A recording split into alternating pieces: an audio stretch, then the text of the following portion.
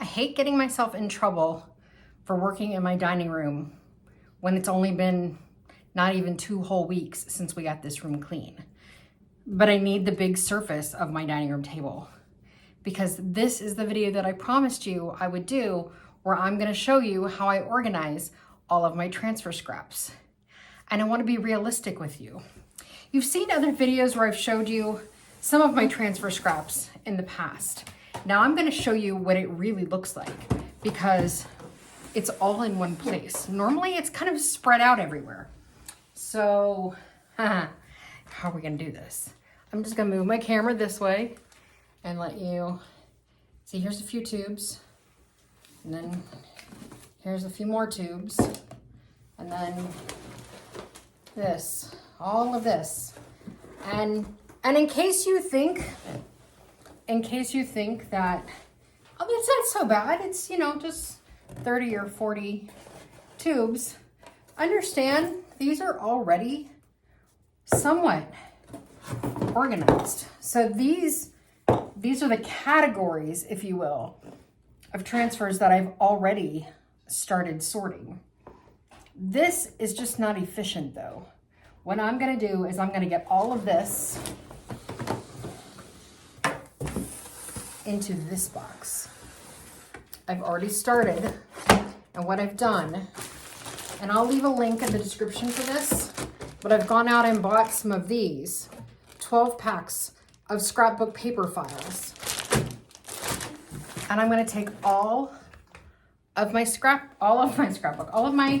transfers, and I'm going to turn them into files in this box so that when I wanna work on a floral or a black and white or have panels, that I can just go to the appropriate scrapbook file and pull that out. So the other day when I was working on the little wooden signs, I mostly chose to work with florals. So I have one whole thing here that's just everything in it are florals.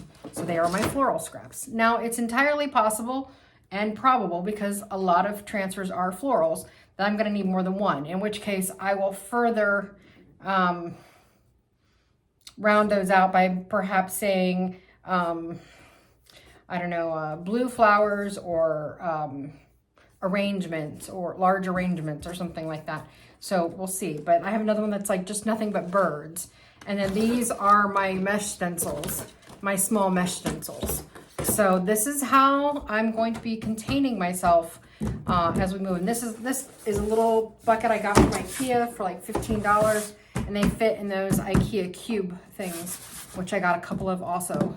So these will be going in my craft room, all nice and stored, but out of this kind of chaos.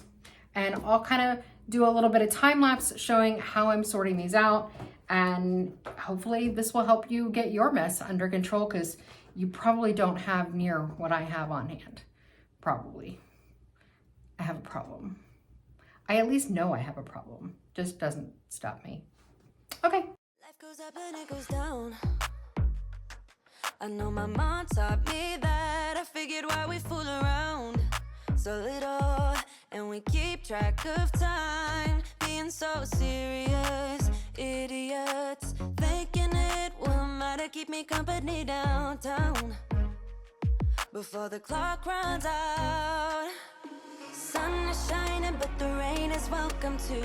Friends are nearby, don't need another view. Time is not on my mind, but then it's... Okay, so it's the next day.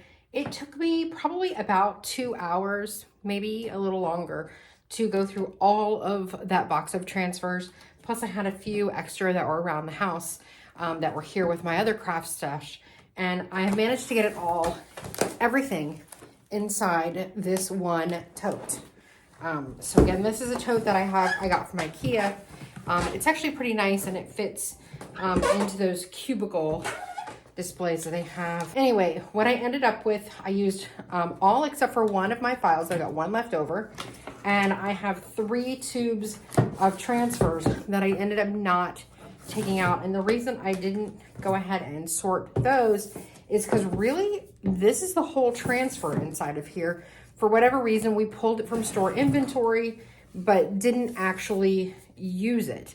So this is the whole transfer inside. I saw no reason to empty out the transfer when it was actually the whole transfer.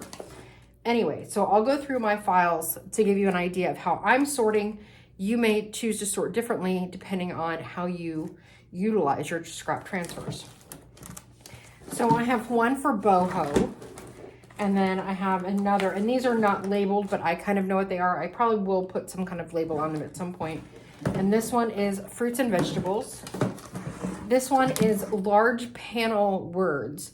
So this is a situation like where I have one like this, where it has all the words on it, but this is actually like a whole sheet. Therefore, I know that if I'm doing a drawer front or something, this might be where I want to pull from, because this is actually an entire sheet of words. And this is individual flowers. This whole big packet is individual flowers. This is kitchen and succulents. I don't really know why those are specifically grouped together, other than it made it easy for me. I didn't have a lot of succulents. I didn't have a lot of kitchen, but together they were good. These are all prints of one type or another. This is large panel prints. So this is where we have ones like these, where they come and it's basically, again, it's almost like a whole sheet, and you could put it on a thrifted photo frame or something and automatically make it its own large transfer.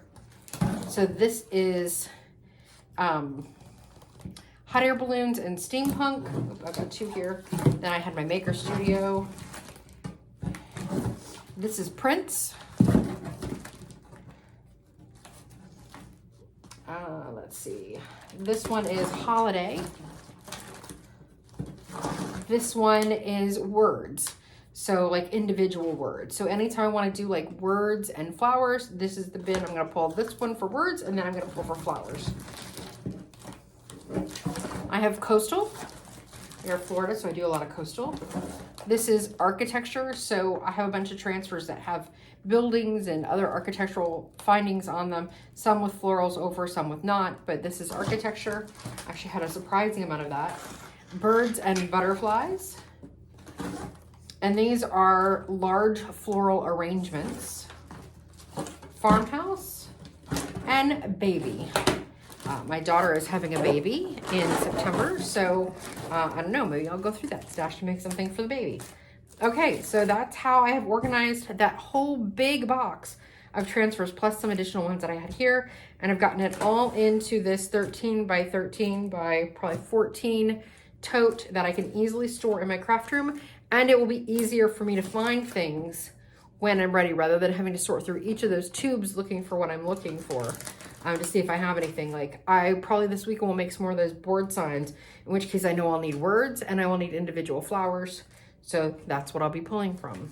I hope that makes sense to you, and I hope this helps organize your transfers. You probably don't have as many, so your organizational system will be a little bit easier, but I do think this is going to be really helpful when I can literally just come and pull a section to sit down and work, versus having to go through all of those tubes looking for what I want.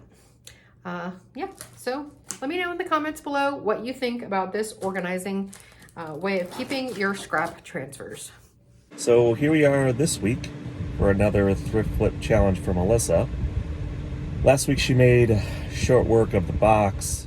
Oh, I like it. Okay, so $4.99. That's great price. Good job. Nice. I like it. Oh, you let a little bit of the original red come through that was on there, or maroon, whatever color that was. This time, I'm going to try to challenge her a little bit more.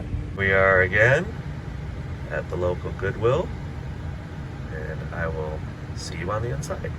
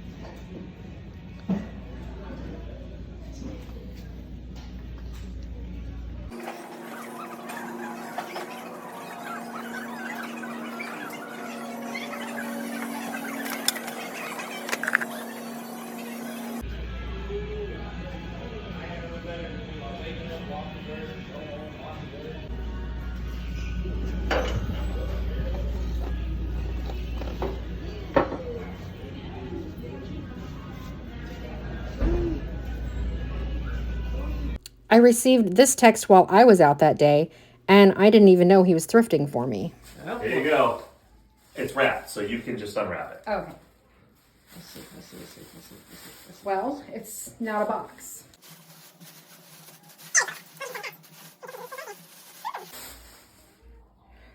An urn. Was it $5.99 or was it It was on sale for $3.86. $3.86? Do people look at you weird when you just go in there and buy an odd little thing like that? No, it's Goodwill. They don't look weird at all. Okay. No? So this is my challenge. Probably should have put a... Did you see the challenge I put out for you in front of the new place? No. Okay. It's right by the front door. Oh, I did see that. Yes, I did. More challenges. All All right. right. All right. First step is to make sure we get all of the tags off this piece, and for some reason, they really wanted everybody to know this was $5.99. Now I'm going to use my Klingon S30, which is my absolute favorite brush, and I'm going to paint this entire piece Dixie Belle's Dusty Blue.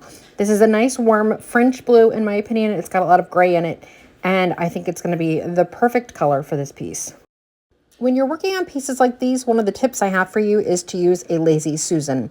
It really helps allow you to spin the piece around and get all the nooks and crannies without getting your hands covered in paint, which does seem to be one of my favorite pastimes when I'm painting. It's hard to imagine actually everywhere that paint seems to get on me when I am painting projects. Now I'm going to stipple on some of Dixie Belle's Vintage Deck Egg, also one of my favorite colors. This is a blue-green, and basically I want to be able to see some of the blue beneath the color I'm putting on, so I don't want this to have complete coverage. This is a lot like a dry brush, except for instead of sweeping the brush, we're actually just sort of pouncing up and down. This is helpful to have a very dry brush as well as little to no paint on it. And the more splayed the bristles, the better coverage you'll have. We're just going to do this to the entire piece. Again, this is going to create a mottled look, which is going to make it feel a little more timeless and a little less perfect. After I have the entire piece stippled, I'm going to go in with a small brush and start applying some white wax. I am using DIY Paints white wax. It's actually my favorite wax to use. It's nice and soft and has great coverage, and it's easy to wipe back. It is just a real silky wax, so I find that it does better than any other piece in creating this look of white back where I want it in all the nooks and crannies best. Oh, I love it when the love comes around and then I remember all things must pass. But I'm not gonna wake up, wake up. I'm not ready, let me have another day. Don't wake up, wake up. Keep it steady, cause I'm happy, I'm not gonna wake up. No, not yet, whoa. No, not yet, whoa. No, not yet, whoa. I'm afraid I'll end up nowhere. They keep saying I'll be fine, but how you know that I'll be there? And it's hard to have French country without adding a little bit of gold. So I am going in with some of DIY's liquid patina in gold. And this is going to add exactly the touch that I need. I'm only going to do one coat, and I'm going to try to keep this light and soft. Since this is going straight over freshly laid wax, it's not going to have great penetration, and that should give it a nice light sheen on the piece and not be too overpowering, which is exactly what I'm looking for. Typically, you want to make sure that you always lay your wax last. In this case, I'm laying it over, which is not the typical order of operations. So this might be a little bit of a case of do what I say, not what I do. I'm going to make sure to highlight these little rings to add extra interest, and of course, the space down on the bottom. And here's a look back at where we started and where we finished. I think you can see the beautiful modeling and all of the depth between the different colors and the wax layers. And I think this turned out to be a beautiful French country piece, which is exactly what I knew it would be the second that I saw it. It's funny that Sue and John thought this was going to be a real stumper. And for me, I knew the minute I laid eyes on it exactly how it would finish. Let me know in the comments what you thought this piece would end up being. But what does John think about the transformation? Do you remember what it looked like? Do I need to put my hands out? No, you're good. Okay, you can open them. Remember what it looked like? Uh-huh. You ready? Yeah, I'm ready. Okay. Remember what it looks like. Whoa! Totally doesn't look like I gave it to you. It's actually nice looking. I mean, that's always the goal, right? Well, so $386. What are you gonna sell it for? Probably $16.99. All right, I need to pick for you more often. And as always, if you enjoyed today's video, please be sure to hit like and subscribe and share this video with a friend. It really helps us gain more followers, which we need to continue making more videos. Thanks, guys. See you soon.